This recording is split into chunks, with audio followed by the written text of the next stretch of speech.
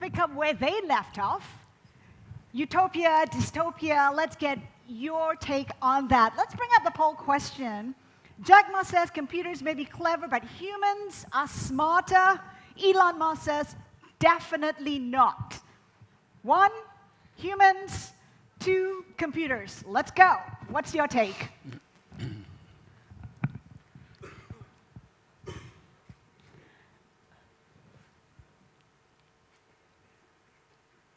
Are you sure? Sure? Remember I talked about the robot priest? Okay, as it stands, 75% humans, 27 computers, some people changing their minds. I believe humans too, just for the record. But if you take a look at the numbers, right? Oxford Economics says that 20 million manufacturing jobs will be lost in the next 10 years. 14 million in China alone. 2 million in the EU, and 1.5 million in the US. That's a lot of jobs lost to robots in the next 10 years. So, existential threat or great leap forward, I think a lot of people say somewhere in between. Dr. Sutapa, when I spoke to DBS CEO Piyush Gupta, he says that AI is embedded in almost everything that the bank does. What's your take on where we are in our adoption of AI? I think we are quite early, but I think it's definitely true that's actually embedded in every step of your everyday life. And I think this is the first time in history where the technology like AI has become a touch point by everybody in this room and beyond, rather than, let's say, 10 years or 5 years ago, where the direction and the decisions made for AI or the adoption of AI is created among the tech communities. So yes, and it's not only in just financial services. I think in manufacturing and also in agriculture, AI is also part of the major force behind the latest developments so far. But having said that, I think for the service industry in particular, retail, entertainment, healthcare, the incumbents start to see slow and agonizing descent into cost-cutting, automation, and why someone else, usually unknown, captures the relationship with the customer.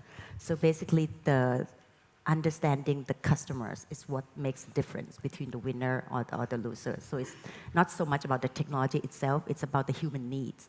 That technology enables you to understand them much better. Steve, nascent, tip of the iceberg, yet the numbers are staggering. Yeah, we're very big believers. So on a personal level, my team and I are evangelizing that AI is not only going to be omnipresent, but we ought to embrace it. We ought not to run away from it. We agree that there are issues that have to be discussed deeply, no doubt, as the minister touched on, about data privacy and ethics and guidelines and rules of the road.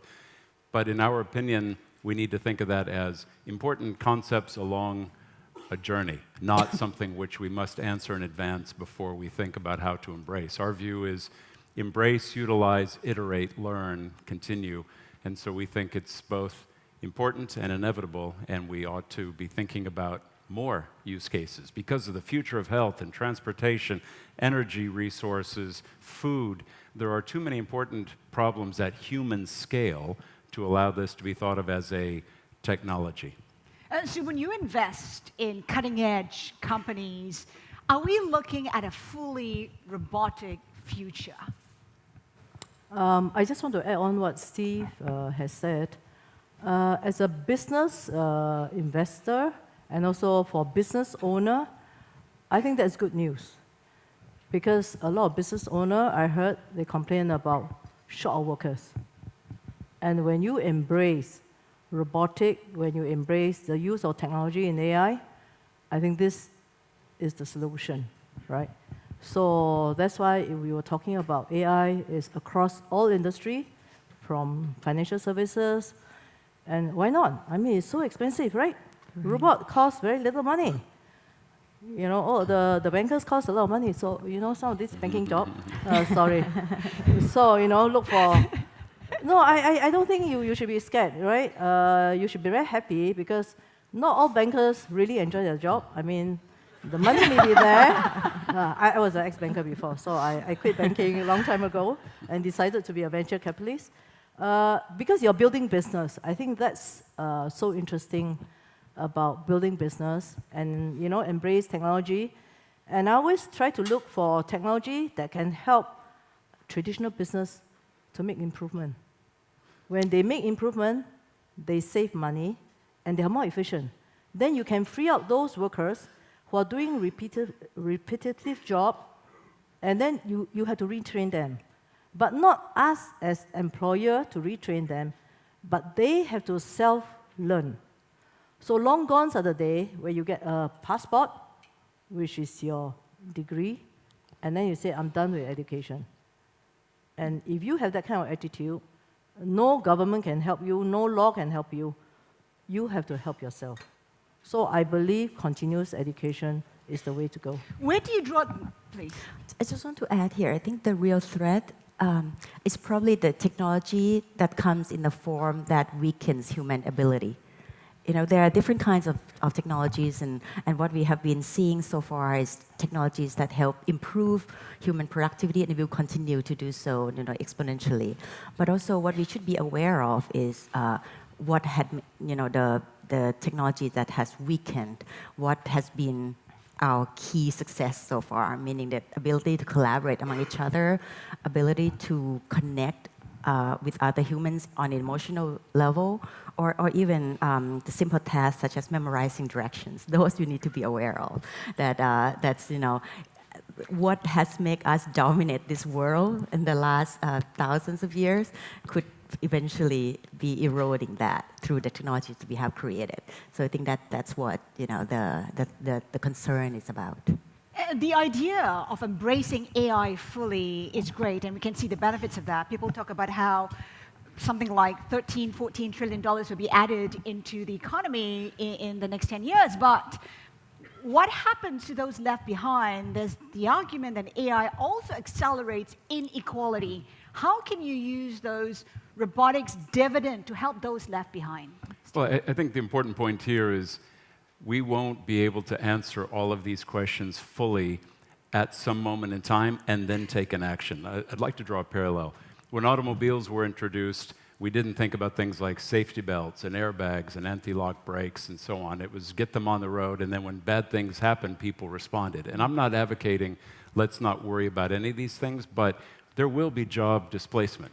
And it's going to be asymmetric. I'm a big believer that there's going to be more loss than there is gain in the immediate term. And I don't think that people can easily be retrained and reskilled.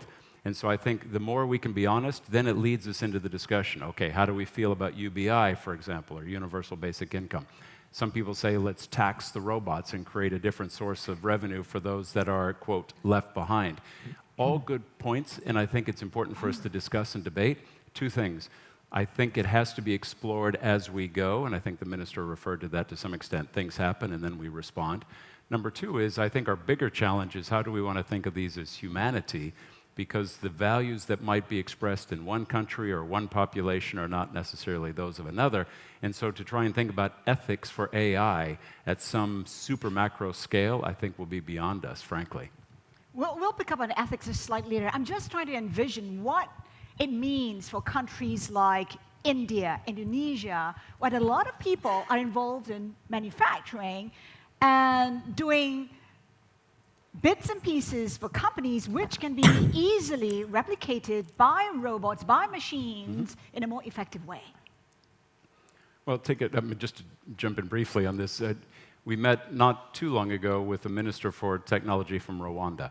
And if you think about capital investment in infrastructure in Rwanda, it's not the most obvious place for certain things to be occurring. But his vision at the time was about increasing the capabilities of the young men and women to try and be builders of tools and technologies, including AI. And so one argument could be Bangladesh and other areas that have been textile and manufacturing, which will be disintermediated for sure. Now the question is, how can there be a response and create a different economic platform? So I think this idea of displacement, inevitable. Do we try and think of that as a loss, or do we think of that as also an opportunity for new economic direction? Excitingly, Bangladesh, Rwanda, and other markets have been responding with some amazing startups that are building tools that I think will be globally relevant in the years ahead. So I see this, my bias, I see it as an opportunity. Boon? So I think this is a good chance for government to play a role in these developing countries to engage technology. And when you're at that level, which is very elementary level, when they engage technology, you'll be surprised that they'll start to embrace it. Well, my view is a little different. I agree. I think technologies create new jobs. It's the allocation of resources to the new jobs that's a problem. And a lot of people look at AI as a potential threat to that increasing inequality because it gives the divide much more among the people who owns AI and people who don't own AI. So one thing that I feel that the government can do on the larger scale is when we look at Southeast Asia, for example, we see a lot of countries have more than 100% mobile penetration. That does not necessarily translate into digital literacy. And what does digital literacy mean? Digital literacy means some simple tasks like editing text, all the way to web browsing, all the way to scrutinize or evaluate the accuracy of the information that they received. Also, understanding the data privacy, understanding the security concerns. So for all these, it should be the investment of the public and private to look into, educating people to have more digital literacy, and then that will help bridge the divide. I want to pick up on what Steve brought up, and that's to do with AI ethics. Who's responsible for regulating it? I mean, right now we have the big tech companies, your Googles and your Facebook. Are they really the ones to be regulating it? I mean, it is in their own interest to be regulating it the way they want it. Yeah, my sense is that we have to make decisions as individual men and women, and we've made those decisions along the way for convenience. Everybody has opted to provide data in the name of convenience. You want something delivered, you want to be able to order something online, whatever the case is, and you've made a conscious decision to trade away, quote, privacy and data in exchange for that. Ironically, the much more important problems about healthcare and chronic conditions that are the result of an aging population, we seem to be much less willing to provide data, even though the outcome, I would argue, is orders of magnitude more impactful. So this concept of ethics has arisen from what Minister referred to as trust. So one of the things that I think would be great for us to work on, and there's some initiatives that are occurring here in Singapore, for example, explainable AI, trustable AI. Trustable why? I can see why something has been decided upon, how that decision was reached. I have confidence in the integrity of the data, and so I trust the outcome. Important for us in financial and in health and in other areas. That's already occurring, but we have to be open, in my opinion, about the fact that this concept is imperfect. And if we don't go into this knowing there will be problems and that some people will misbehave and there needs to be consequences, we will miss the critical nature of improving human-level problems that are real and coming very close to us. Ideal, but Boon, if you take a look at like robo-killers, who draws the line? Who says it should be banned or not? Okay, because I'm commercial, right? So I like less regulation so that the technology can populate, because you won't know what good or what bad is going to come out of the technology. Because the moment you start saying, oh, government can come to regulate, frankly, they don't even know what rules to apply. So you must let the industry, grow. And then after that, you see that there's problem, then I believe in self-regulation, because I believe in the good of mankind. Of course, as Singaporean, I think we are very straightforward. We have good education. We know what to do good. But of course, there could be a minority around the world who want to do bad things. So once bad things happen, as what Steve said, then you come and correct, self-correction, right? So I think that's the best way. I mean, you look at China, right? China, the last 20 years, why are they so prosperous? because kind of the government were really behind. And the China business is the B2C that is really coming out. Very successful, the BAT, right? But the B2B actually did not come out because most of the company are state-owned enterprise. So they belong to that corner. So by the time they decided they want to engage, it's kind of too late, right? But on the other hand, you know, the giant business has come out already. And now they are leveraging. The government is now leveraging on what the private sector has built. So that is a clear example. So we, being a very small country, of course, you know, the MAS, the regulation is on top of us. So our kids are learned what not to do, right? In China, they don't have rules, right? So they do everything until you tell them this is wrong. Then they self-correct. I think we all kind of all agree in the same line. I think if you look at the trajectory of every technology that ever come out in human history, it's always start off with innovation. No one knows how it goes, where it goes, what they know, what they can know. And then it moves into mass adoption before any regulation would come in. At this point in time, AI is at that tip of that. You know, it's start having been adopted, infused into everyday's life. But eventually, after mass adoption, then comes the social responsibility. If you look at the car example, it was first created by Carl Benz, you know, in the 1880s. And then 20 years later, the mass production happened. 60 years later, the safety belt law was passed. So in a way, I think AI is definitely going to be much faster than that. But at this point, it's just mass adoption. We start to see the breaking point of the technology applications that's coming to the market. We have to wait for the market to decide how to be responsible about that technology. Another point that I would love to make is ethics. It's a hard concept. You know, if we know exactly what ethical rules are, it's so easy to program it into the machine, at least at this point, before they start communicating among each other. But in a way, because no one and no different culture, no different communities can actually make that decisions, I think that's remained to be seen of how that's going. The last point that I would like to make is when we start to say that the government should come in here and start regulating, it depends on what intentions and what method of regulation is. And they can choose between control or collaboration. And as you probably can tell, you know, if they go for control, it's a very high chance that they'll get none. And if they go for collaboration, there's a good possibility that they'll get both. So in a way, we're hoping that it's more collaboration.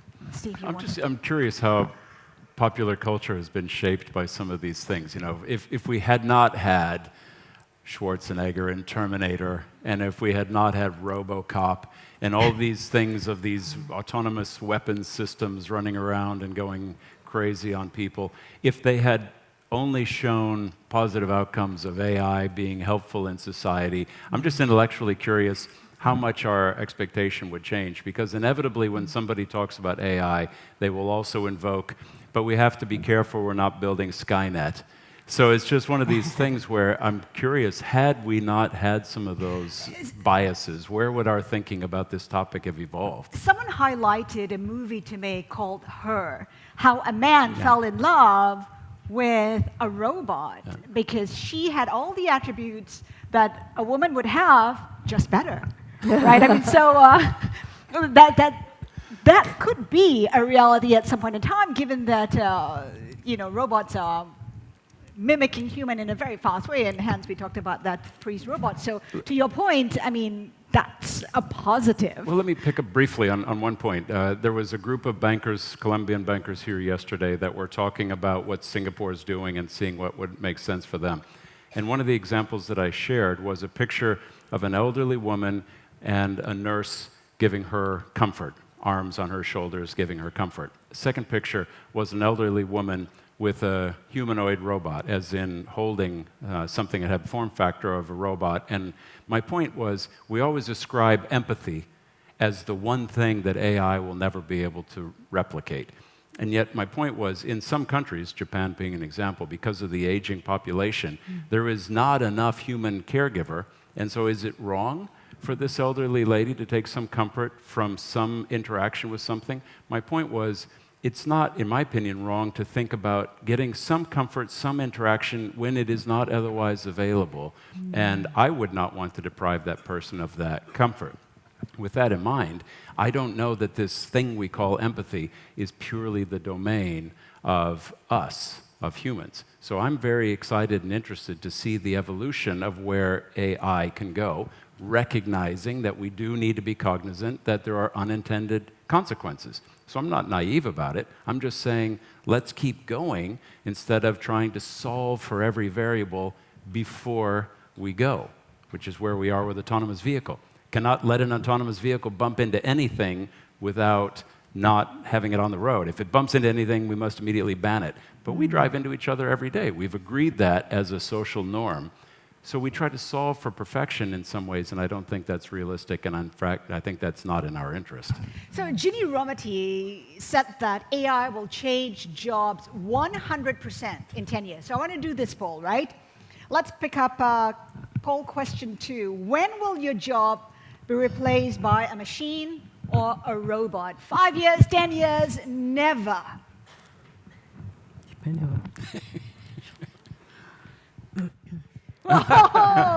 Everybody's safe. I see a lot of complacency in this room. Well, can I join your firm? You know, a different way to ask the question would be changed.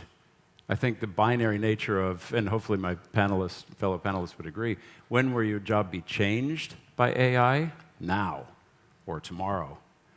But replaced, I think, is a different barrier. Will my job be replaced by AI? No. Will my job be enhanced by or modified by? Absolutely. It could be replaced. Why not? Because on that personal level, I do think that there are some things that are just, everybody in the room will always have an interaction with each other, right? We always enjoy speaking with each other. That's not going to change.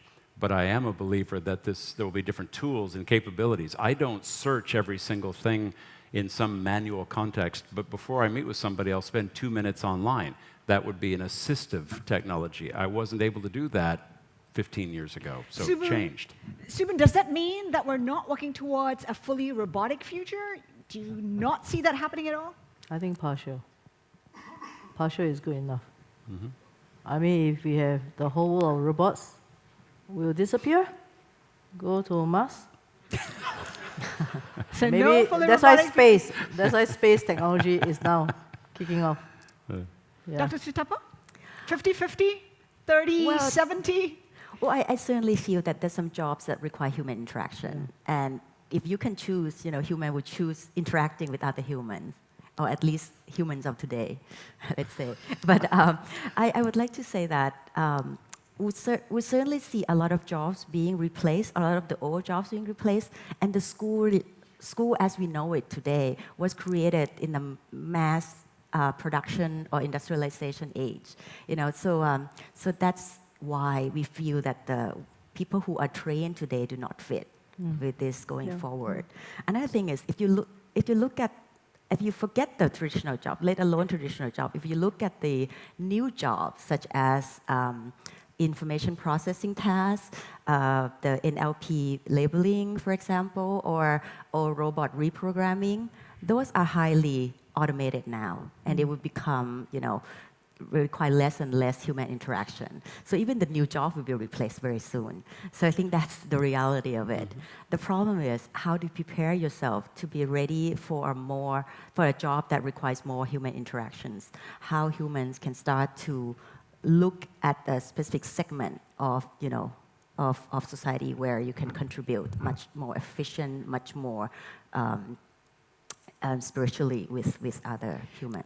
Just Those 40 jobs seconds will to go. stay. I just want to pick up on the point that Steve mentioned about how forget replace, but change for sure. And you say change now. The jobs will be changed now. If there's one skill that each one of us should have to ensure that we survive and have a job in the future, what would it be, Steve? 5 seconds. To me, it's communication, interpersonal communication. Subun? The skill is to be able to learn all the time. We learn what? Anything. anything is important. Even singing, other things that's important. Dr. Sutapa? Ability of abstract thoughts. I think that's the most important thing, and it's probably the most distinctive trait that we have as human race. All right, good luck, everybody. On that note, thank you so much.